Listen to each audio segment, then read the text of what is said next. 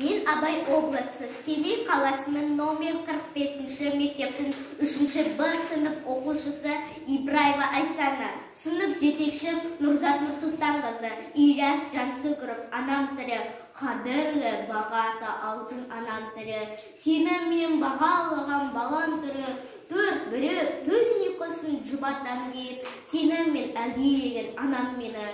Бесікте белім буып бетіс кемін, сөйлесіп шешем жүнін түтіс кемін, апа деп, деп, жығап аузында ашып, емшектен еңбек қылып сүт ішкемін. Манымды сенімен танығамын, сенімен қуанып нағығамын.